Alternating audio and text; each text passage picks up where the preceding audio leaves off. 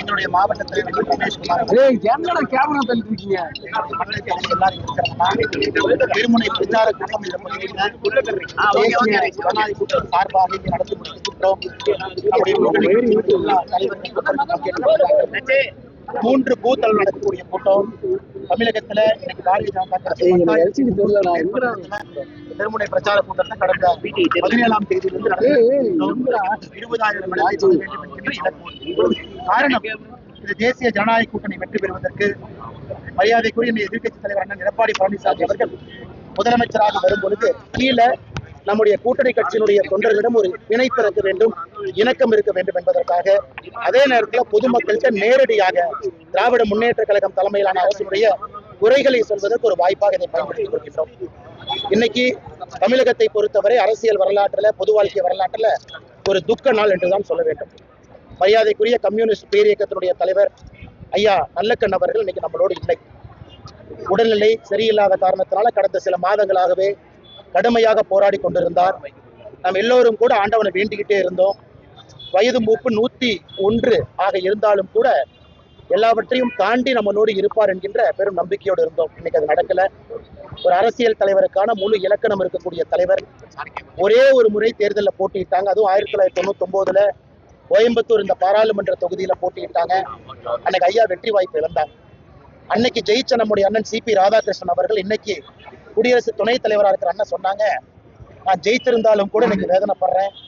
இப்படிப்பட்ட ஒரு அற்புதமான மனிதன், ஒரு மகான், மக்களுடைய அன்பை எல்லாம் பெற்றிருக்கக்கூடிய ஒரு மனிதன் இன்னைக்கு தேர்தலில் தோத்துட்டாங்க அப்படின்னு நினைச்சும் பொழுது என்னுடைய வெற்றியை என்னால் கொண்டாட முடியவில்லை என்று அன்னைக்கு நம்முடைய அண்ணன் சிபி ராதாகிருஷ்ணன் அவங்க சொன்னாங்க. அது ஒரு புகழாரமா சொன்னாங்க. அப்படிப்பட்ட ஒரு தலைவர் எம்எல்ஏவாக இருந்ததில்லை, எம்பியாக இருந்ததில்லை. சுதந்திரத்திற்கு முன்பு போராட்ட காலத்தில் இருந்தாங்க. சாண்ட் மைனிங் எதிராக கடுமையாக போராடியவர், மக்களுடைய குரலாக தொடர்ந்து பேசியவர். 101 வயசு, எந்த அரசியல் எந்த அரசாங்க பொறுப்பிலும் இல்லாத ஒரு மனிதர் மக்களுடைய அன்பை மட்டும் பெற்று ஒரு மகத்தான ஒரு அரசியல் இலக்கணமாக இருக்கக்கூடிய நல்லக்கண் ஐயா அவர்களுக்கு எங்களுடைய மரியாதை கலந்த அஞ்சலிகளை இந்த நேரத்தில் தெரிவித்துக் கொள்கின்றோம். அவருடைய அரசியல் வாழ்வு, அவர் வாழ்ந்த விதம் எங்களை போன்ற மனிதர்களுக்கு ஒரு பெரிய ஊக்கத்தை கொடுக்கும். அவருடைய வழியில பயணம் செய்வதற்கு ஒரு பெரும் உந்துதலாக ஐயா இருப்பார் என்கின்ற முழு நம்பிக்கை எனக்கு. பாஜக சார்பில் 35 இடங்கள் கேட்கப்படுறதா சொல்றாங்க. ஆனா எதுவுமே இல்லைங்கன்னா நம்ம தலைவர்கள் இருக்கிறாங்க, நம்ம மாநில தலைவர் இருக்கிறாங்க நயினார் அண்ணன், பியூஷ் கோயல் அவங்க வர இருக்கிறாங்க 26, 27. இது அவங்களுடைய இலாக்கா, அவங்க பேசிக்குவாங்க. இன்னைக்கு நான் எனக்கு கொடுத்திருக்கக்கூடிய பணியை நான் செய்து கொண்டிருக்கின்றேன். அதெல்லாம் அந்த தலைவர்கள் அவங்க முடிவெடுத்து சரியான நேரத்தில் அறிவிப்பாங்க.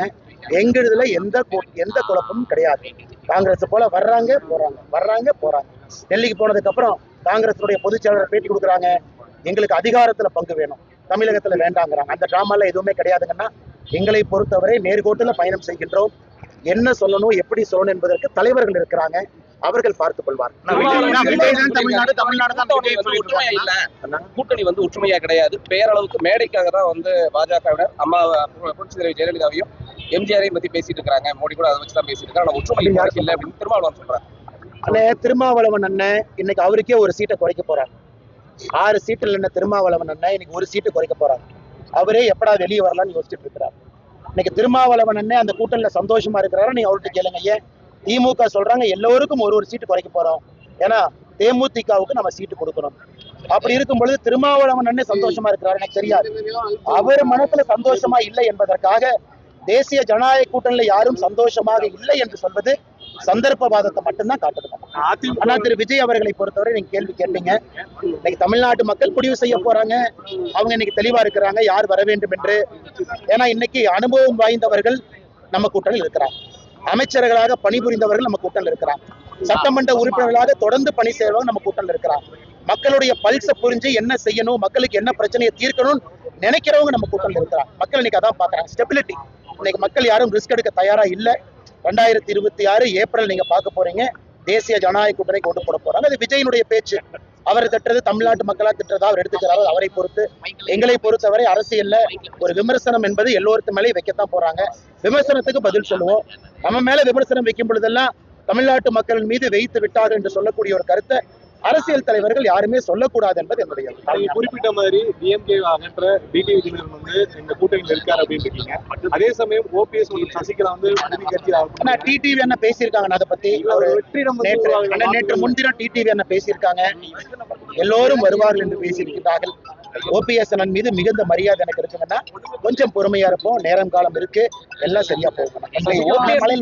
ஓபிஎஸ் பொறுத்த வரைக்கும் அதிமுக சேர்றதுக்கு பல கட்டத்துல அவர் முயற்சி பண்றாரு. அவரை உள்ள ஓபிஎஸ் அண்ணனை பொறுத்தவரை அதுக்குள்ள நான் போக விரும்பலீங்கன்னா, ஓபிஎஸ் அண்ணனை பொறுத்தவரை யாருக்குமே அம்மா அவர்கள் ஆட்சியை கொண்டு வர வேண்டும் என்கின்ற எண்ணம் தான் இருக்கு. ஏன்னா அம்மா அவர்கள் ஓபிஎஸ் அண்ணனை ஒரு முறை அல்ல பல முறை முதலமைச்சராக ஆக்கி அழகு பார்த்திருக்கிறாங்க. அது ஓபிஎஸ் அண்ணனுக்கு தெரியும். அதனால ஒரு கருத்து இங்க ஒரு கருத்து அங்க அதை திருக்க வேண்டாங்கன்னா, ஓபிஎஸ் அவர்களை பொறுத்தவரை அம்மாவுடைய ஆட்சியெல்லாம் முடிவு பண்ணிட்டாங்க. ஒற்றை கோஷம் இருக்கும் பொழுது அதுல எங்கேயும் பிரச்சனை இருக்கிற மாதிரி நான் பார்க்கல. இப்ப அதிமுக வாக்களை சேரக்கூடிய வகையில சசிகலா வேற புதுசா கட்சி ஆரம்பிச்சிருக்காங்க. என்ன பேசுவாங்கன்னா நேற்று சொல்லியிருக்கிறாங்க. நேரம் இருக்கு, காலம் இருக்கு, இன்னும் நிறைய இருக்கு. இன்னைக்கே நீங்க எல்லாத்தையும் கேட்டா எப்படி? ரொம்ப முக்கியமான ஒரு நேரத்துல முக்கியமான ஒரு அறிவிப்பாகத்தான் நாங்கள் பார்க்கின்றோம். காரணம், அவங்க சொல்லி இருக்கக்கூடிய கருத்து. தமிழகத்துல மின்சார கட்டணத்தை பார்த்தீங்கன்னா ஷாக் அடிக்குது. யாருமே சொத்து வரி கட்ட முடியல. தண்ணீர் வரியில இருந்து உயர்த்தி வைத்திருக்கின்றார்கள்.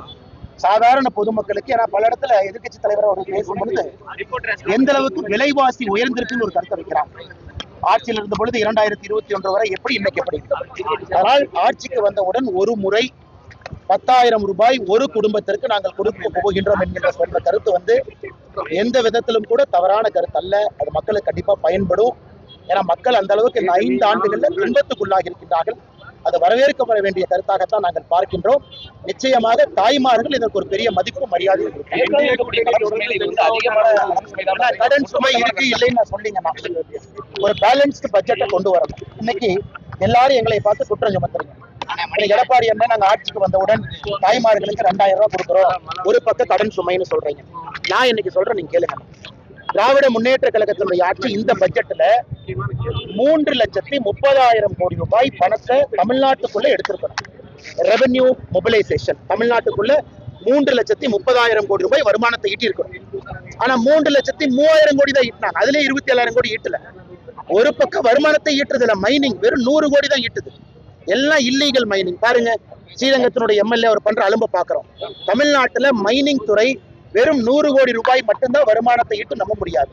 ரெவென்யூவை பிளக் பண்ணி ரெவென்யூ நம்ம பண்ணக்கூடிய ரெவென்யூ மொபிலைசேஷனை கரெக்ட் பண்ணும் பொழுது பல பிரச்சனைகளுக்கு தீர்வா இருக்கும். ஒரே நாள்ல கடனை குறைச்சிட முடியும் நான் சொல்லிங்கன்னா.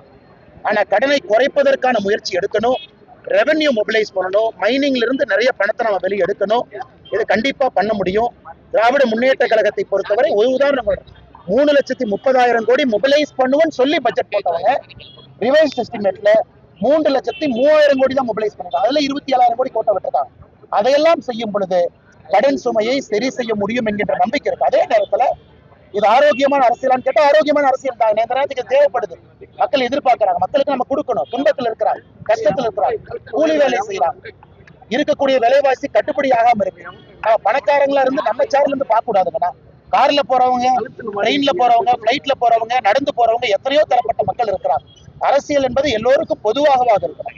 அதனாலதான் இந்த 10,000 ரூபாயாக இருக்கட்டும், பெண்களுடைய ஊக்கத்தொகை அதிகப்படுத்துவதாக இருக்கட்டும், எல்லோரையும் முன்னேற்ற வேண்டும் என்கின்ற கருத்து தான். ஏன்னா பாரதிய ஜனதா கட்சி நாம மகாராஷ்டிரா 2,100 ரூபாய் கொடுக்கிறோம். பல மாநிலத்தில் நம்ம 2,000 கொடுக்கிறோம். ஏன்னா இதையெல்லாம் அறிந்துதான் மோடி அவர்களும் இதற்கு உறுதுணையாக நிற்கின்றார். தமிழ்நாட்டில் உறுதியாக இது நடக்கும். மக்கள் முன்னேறுவாங்க.